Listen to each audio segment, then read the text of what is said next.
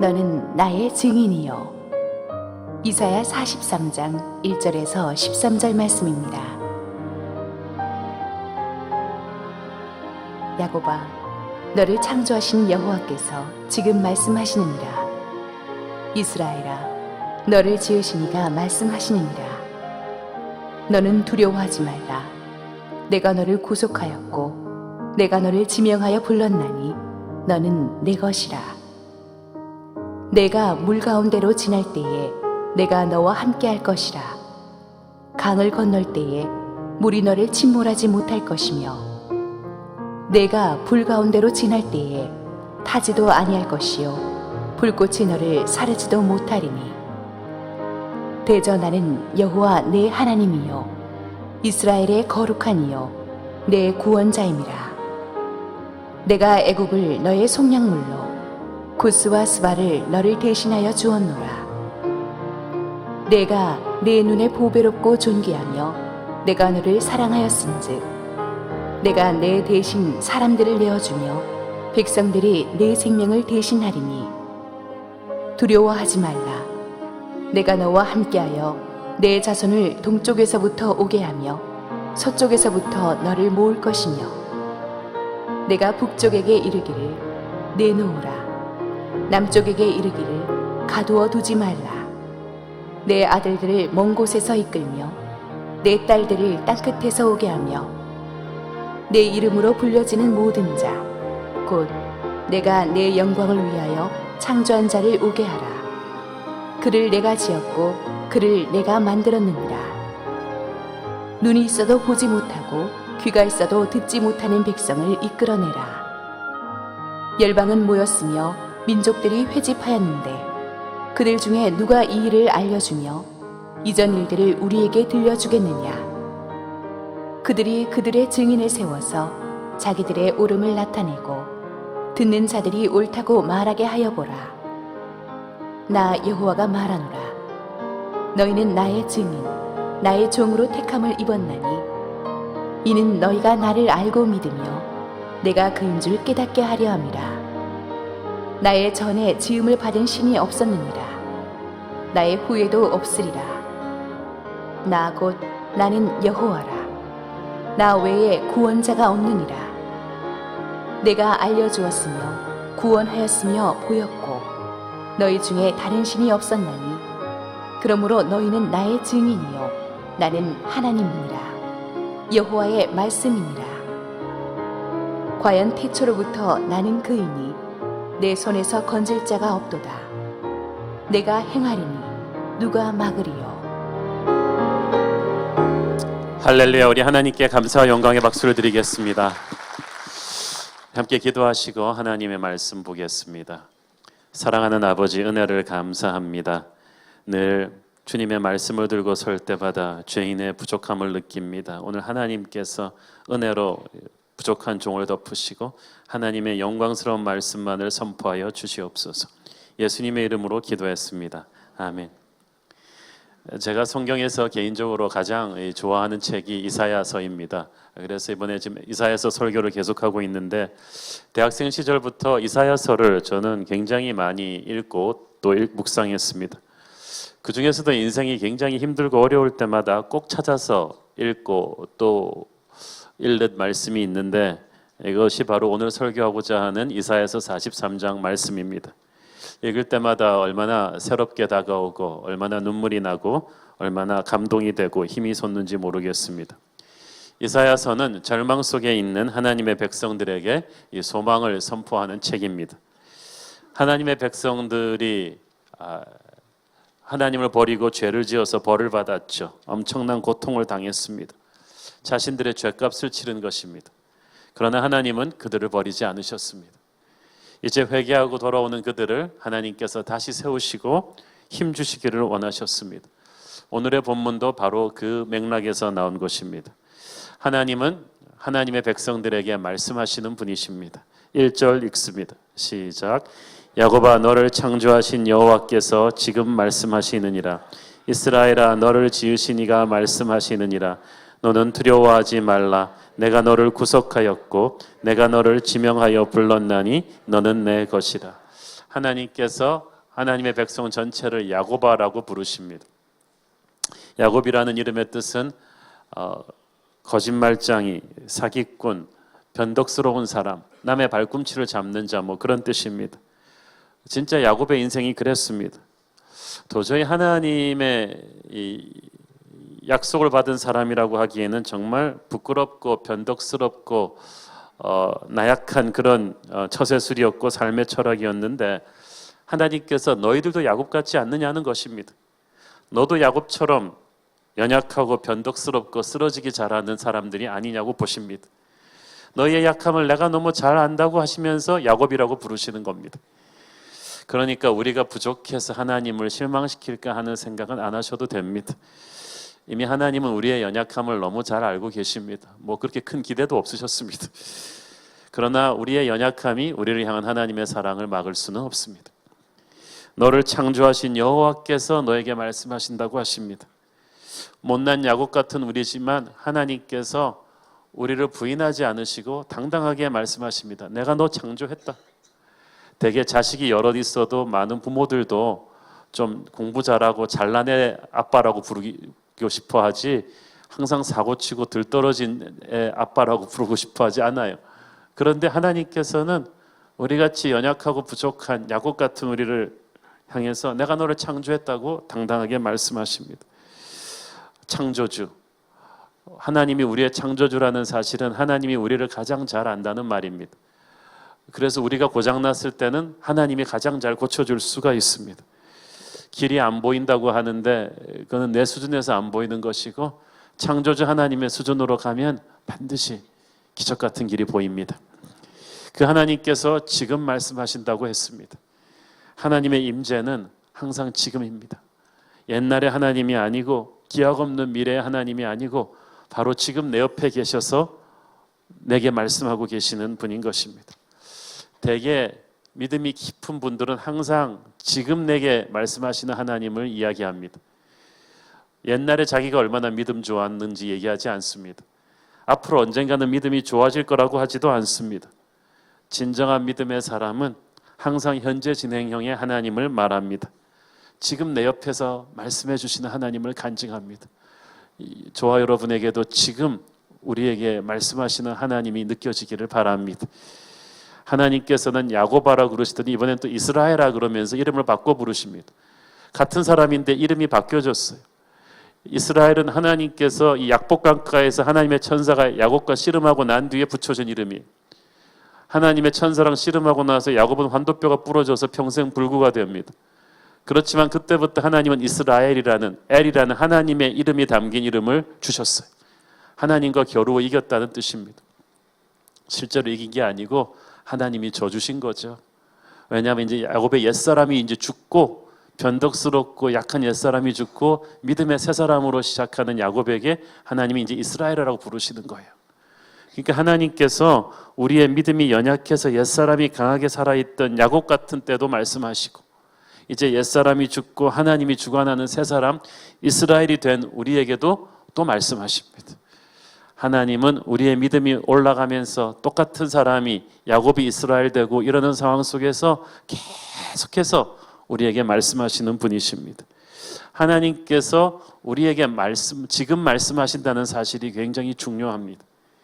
하나님은 말씀을 주실 때 자기 자신을 주시거든요. 우리는 말만 하면 다냐 그런데 하나님은 말씀이 자기 자신을 주시는 거예요. 어떤 절망 속인 상황 속에 있다 할지라도 하나님이 말씀을 여러분에게 주시고 있다면 여러분에게는 새로운 소망이 열릴 것입니다. 다른 사람들의 말은 적당히 넘겨도 좋습니다. 그러나 여러분을 지으신 하나님께서 말씀하실 때는 목숨 걸고 그 말씀 붙잡으셔야 됩니다. 인생을 걸고 들어야 됩니다.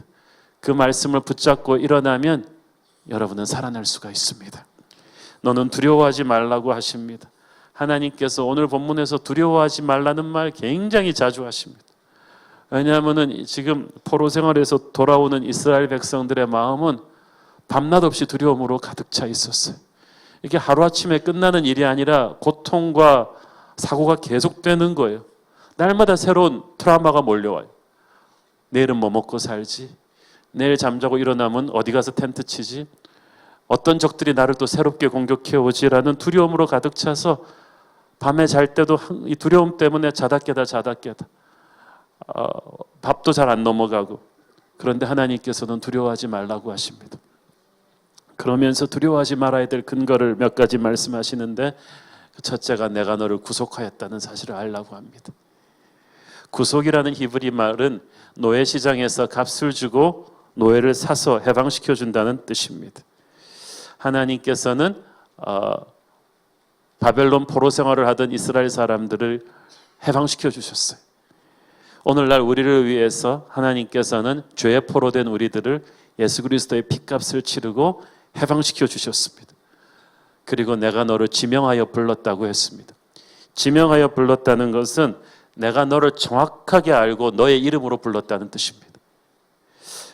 이것은 마치 선한 목자가 자기의 양을 알고 그 이름을 불렀다는 의미입니다.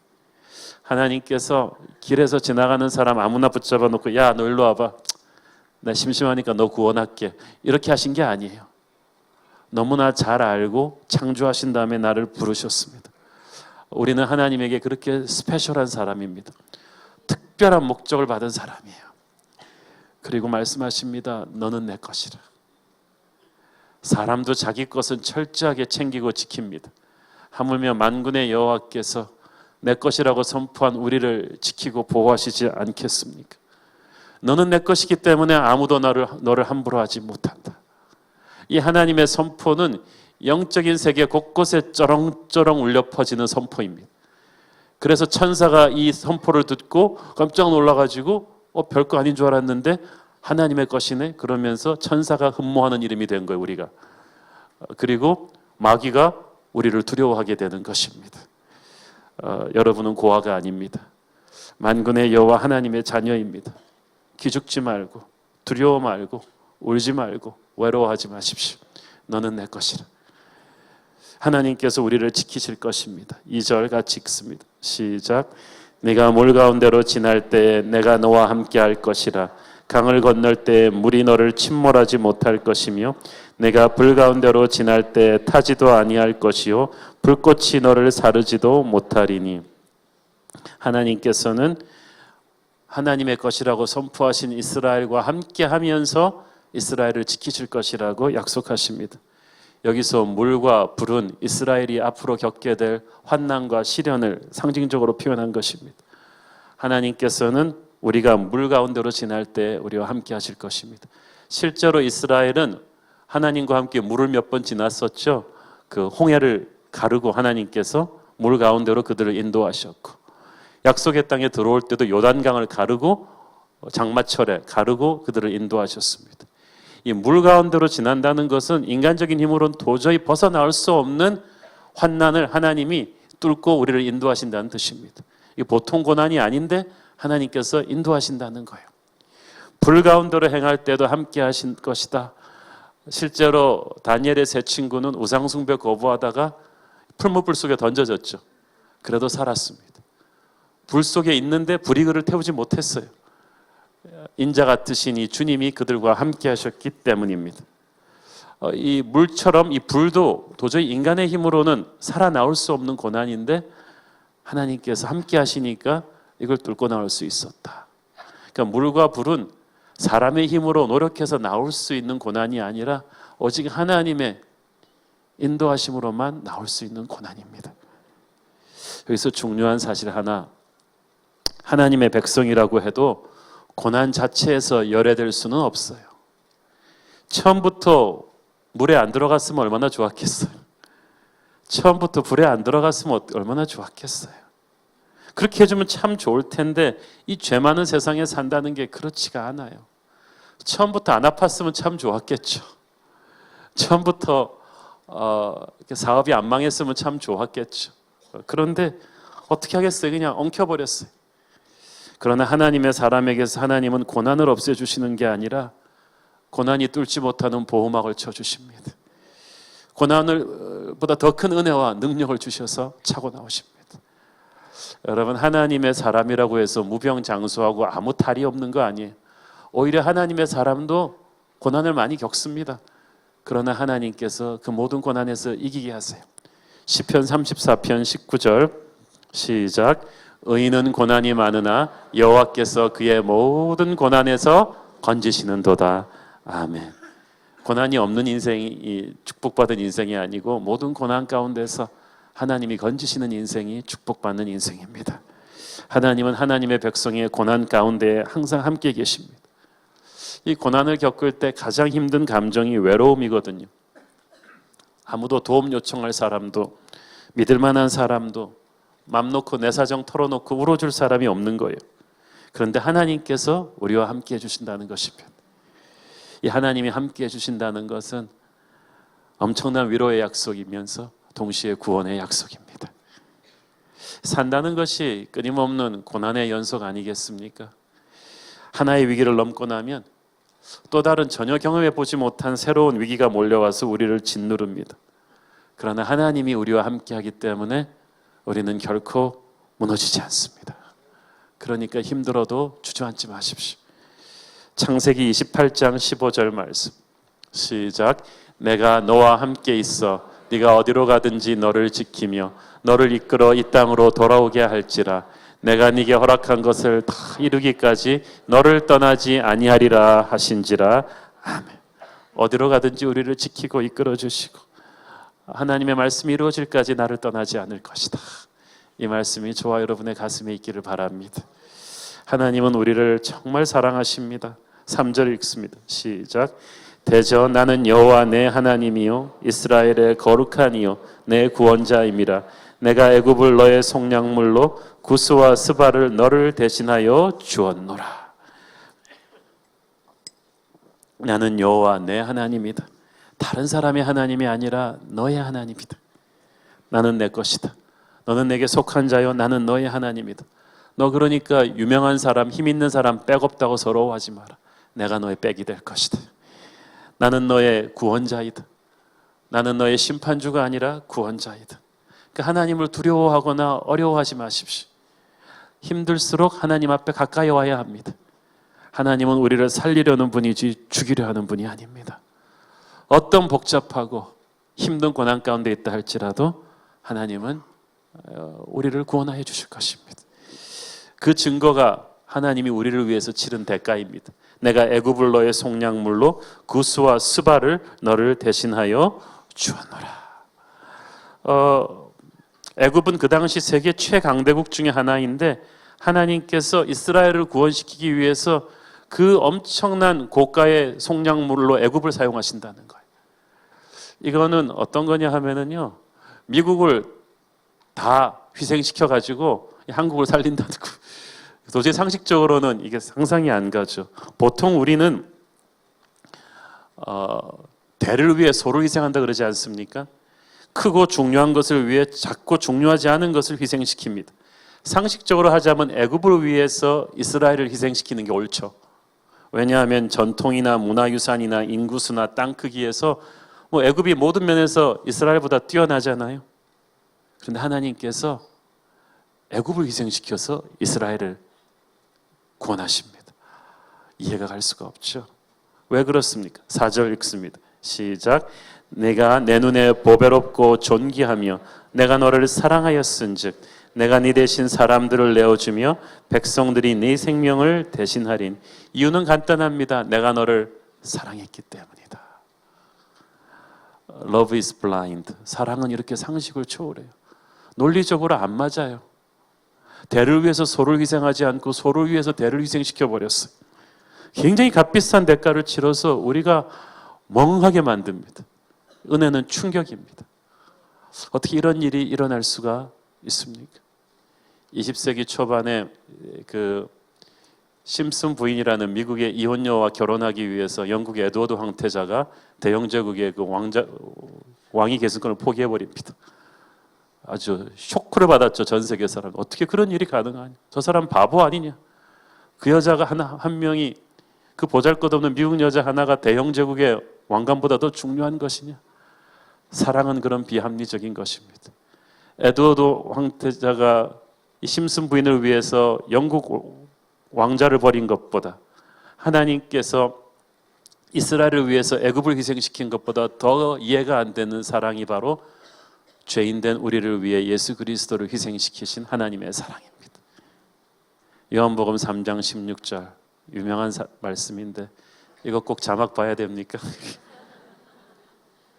하나님이 세상을 이처럼 사랑하사 독생자를 주셨으니 이는 저를 믿는 자마다 멸망하지 않고 영생을 얻게 하려 하심이니.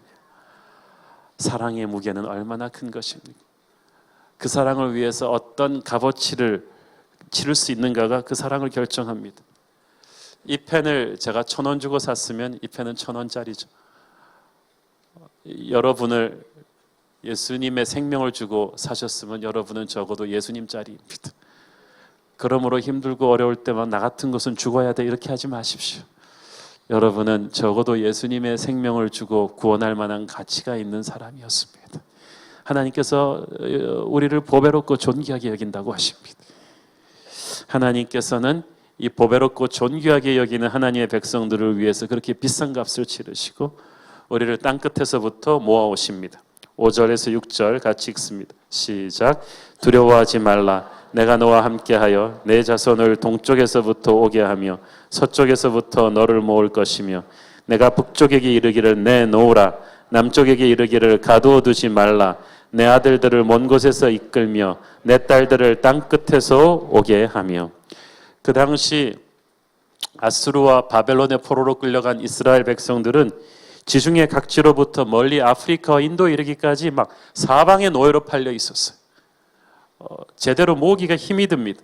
그런데 하나님의 섭리로 기적같이 다 와가지고 고향 땅으로 귀환하게 되었습니다. 하나님이 하시지 않고는 불가능한 일입니다. 엄청난 열심과 인내와 능력으로 하나님께서 이들을 모아오셨어요. 하나님께서 왜 이들을 이렇게 모으셨을까요? 하나님의 자녀이기 때문입니다. 내 아들들을 먼 곳에서 이끌고 내 딸들을 땅끝에서 이끌어오게 한다.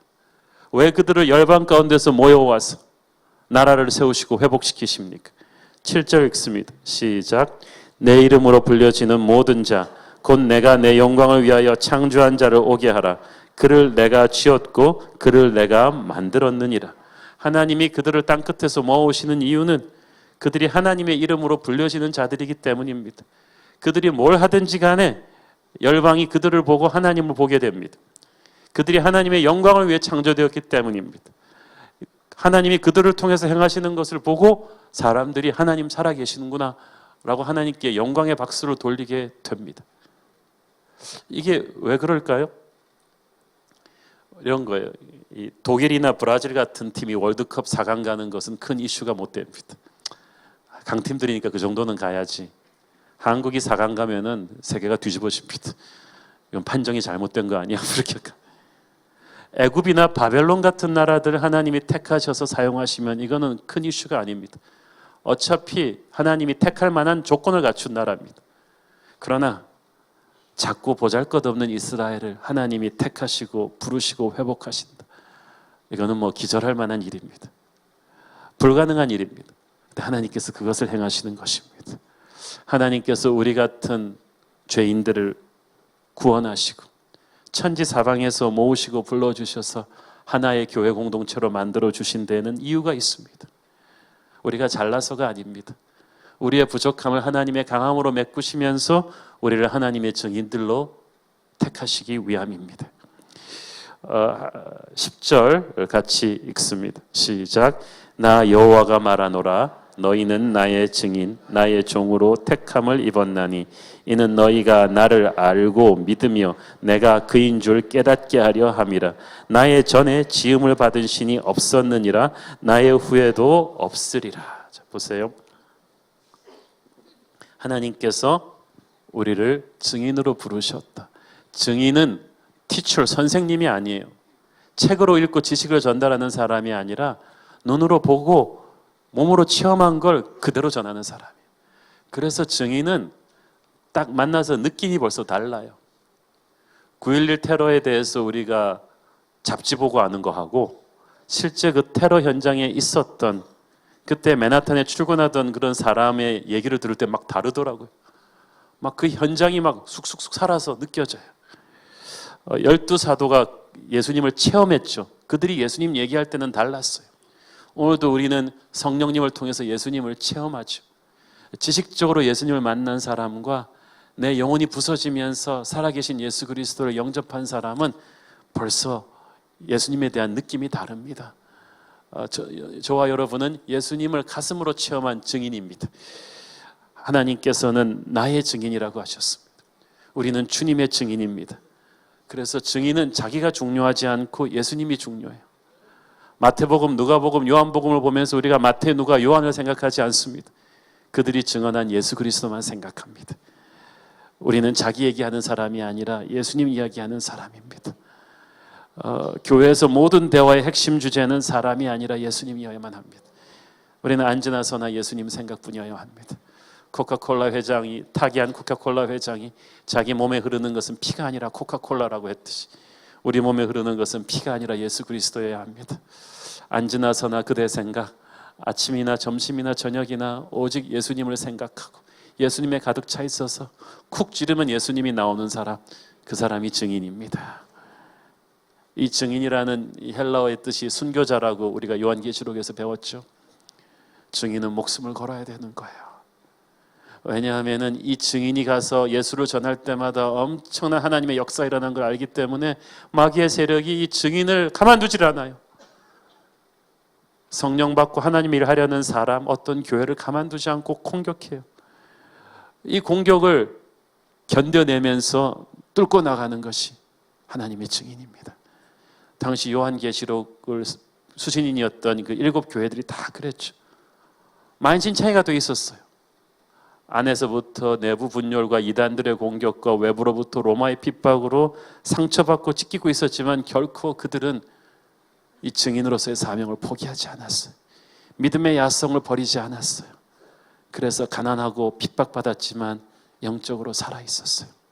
오늘날 우리에게 이 증인의 이 기백이 다시 필요합니다.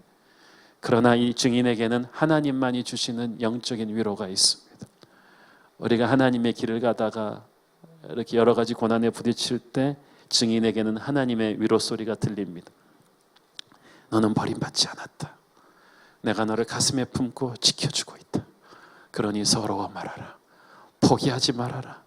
도망가지 말고 그 자리를 지켜라. 조금만 더 견뎌라. 승리가 바로 눈앞에 있다. 네가 죽도록 충성하라. 내가 승리의 면류관을 내게 줄 것이다. 이 하나님의 위로와 사랑을 확신할 때 하나님의 증인은, 하나님의 증인된 교회는 지친 무릎에 힘을 주며 다시 일어날 수 있습니다. 우리가 이 자리에서 믿음의 경주를 그만두고 도망가는 것, 그거는 마귀가 원하는 것입니다. 우리는 그럴 수 없습니다. 무엇과도 주님을 바꾸지 않겠다는 열심으로 목숨을 걸고 기도하며 다시 하나님 앞에 엎드려야만 합니다. 목숨을 건 증인의 삶, 그것은 기도하려고 꿇은 무릎에서부터 시작됩니다. 상처 입고 지쳤더라도 결코 이 영적 사명의 자리를 떠나지 않겠다는 마음으로 주님의 손을 온전히 붙잡을 때 저와 여러분은 하나님의 위로하심을 체험할 것입니다. 이 증인을 향한 하나님의 목적이 참 신비롭습니다. 이 10절 말씀 다시 한번 읽어볼까요? 시작. 나 여호와가 말하노라 너희는 나의 증인 나의 종으로 택함을 입었나니 이는 너희가 나를 알고 믿으며 내가 그인 줄 깨닫게 하려 함이라. 나의 전에 지음을 받은 신이 없었느니라. 나의 후에도 없으리라. 자, 얼핏 보면 이해가 잘 안 되는 말씀이죠. 하나님께서 우리를 증인으로 택했으면 그 목적이 우리를 일시켜야 될 거 아니에요? 내가 나의 종으로 택했으니 이제 너를 평생 성가대원으로 쓸 것이다. 이제 너를 평생 아프리카 선교사로 쓸 것이다. 이제 너를 평생 주일학교 교사로 보내노라. 이렇게 목적을 줘야 될 거 아니에요. 목적이라는 게 군대에서 어떤 훈련을 시켰으면 이 훈련을 받았으니 너는 이제 탱크병이 될 것이다. 이제 너는 스키 부대가 될 것이다. 훈련에 맞게 목적이 그렇게 나와야 되는데 목적이 일이 아니에요. 우리 생각에는 이 증인이나 종으로 택하셨으면 하나님이 사역을 주셔야 되는데 사역보다 더 중요한 목적이 하나님을 알고 믿으며 그 하나님이 누구신 걸 제대로 깨닫게 하려는 것이다. 아니, 우리 이미 예수 믿고 구원받았는데, 하나님의 자녀 됐는데, 교회 다닐 만큼 다녔는데, LCS 끝났는데, 신학교 나왔는데, 목사 됐는데, 우리한테 뭘 하나님을 또 알고 믿으며 또 깨닫게 하려는 건가? 하나님이 우리를 못 믿으시는 건가? 우리 불신자도 아닌데 이렇게 교회 생활하는 우리 애가 아직도 하나님을 또 알고 믿고 깨달아야 될 것이 있는가? 예, 여기에 하나님의 깊은 뜻이 있습니다. 우리가 교회 좀 오래 다니면 하나님을 잘 안다고 생각하는데요, 실은 잘 몰라요. 우리는 종교적인 관습에 익숙해진 것뿐이에요. 평생 바다에서 고기 잡아온 어부도요, 매일 바다가 새롭다고 합니다. 자기가 몰랐던 바람, 자기가 몰랐던 파도, 자기가 몰랐던 물고기, 자기가 몰랐던 바다의 신비가 날마다 새롭게 발견된다는 거예요. 하나님은 바다보다 더 넓고 크신 분 아니겠어요? 그분을 알면 알수록 우리는 새로운 하나님을 체험하게 됩니다. 새로운 은혜, 새로운 능력, 새로운 지혜를 체험하게 돼요. 저는 대학교 때부터 이사야서를 보았다고 말씀드렸는데 요즘 이사야서를 보면서 완전히 새로운 하나님을 또 새롭게 체험하고 있습니다. 하나님이 이런 분이셨구나. 하나님의 은혜가 이런 분이었구나. 내 주님을 더 사랑해야지. 일이 문제가 아니야. 하나님을 더 사랑하는 게 문제예요. 하나님은 우리가 하나님을 더 깊이 알기를 원하십니다. 기도가 더 깊어지고 묵상이 더 깊어지고 더 많이 침묵하고 더 많이 내려놓고 더 많이 자신을 비우며 하나님의 마음속으로 들어오기를 원하세요. 그래서 하나님의 마음과 생각을 잘 알기를 원하세요. 이런 하나님과의 깊은 교제, 이 진정한 예배를 경험해야 사역도 제대로 할 수가 있어요. 우리가 자꾸 하나님의 일을 하려고 하는데 하나님께서는 일보다 관계가 먼저거든요. 목사가 설교를 하려고 본문을 보지 말고 자기가 먼저 은혜를 받으려고 봐야 돼요. 우리가 이걸 놓쳐버리면 나중에는 하나님은 빠지고 일만 남아요. 그러면 탈진이 오고 짜증이 오고 충돌이 오고 분열이 옵니다. 진정한 예배자만이 진정한 사역자가 될 수가 있습니다. 여러분, 하나님의 쓰임받는 종이 되기를 원하십니까? 증인이 되기를 원하십니까? 더 깊이 하나님을 알고 믿으며 하나님이 누구신지를 깨닫는 데 시간을 투자하십시오. 진정한 예배자만이 파워 있는 사역자가 될 수가 있습니다. 하나님은 오늘도 불과 물의 시련을 지나면서 두려움에 떨고 있는 저와 여러분에게 다가오셔서 말씀하고 계십니다. 이제 더 이상 못 가겠다. 백기를 던져주고 싶은 순간에 하나님께서 오셔서 말씀하십니다. 내가 너와 함께 할 것이다. 두려워하지 말라. 네가 불 가운데로 지날지라도 물 가운데로 지날지라도 내가 너와 함께 할 것이다. 이렇게 하나님의 음성을 들으면서 시련의 파도를 통과한 사람이 하나님을 더 깊이 알게 돼요. 그리고 성숙해져요. 실수 안 하는 완벽한 사람들이 하나님의 종 되는 게 아니에요. 약점과 실수투성이지만 이렇게 고난의 풀무 속에서 독해지지 않고 오직 하나님 안으로 더 깊이 들어오는 사람, 그래서 영적인 독소가 몸에서 빠지면서 하나님을 깊이 체험한 사람들이 하나님의 종이 되는 줄로 믿습니다. 저 여러분 부족하지만 그렇게 하나님이 만지시는 하나님의 증인, 하나님의 종이 되기를 소원합니다.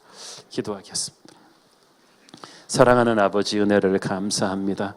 주께서 우리를 보배롭고 존귀하게 여겨주시고 우리를 두렵지 않게 동행해 주시니 감사합니다. 주님 함께 하시면 어떤 역경 시련도 두렵지 않습니다. 주여 은혜를 주옵소서. 예수님의 이름으로 기도했습니다. 아멘.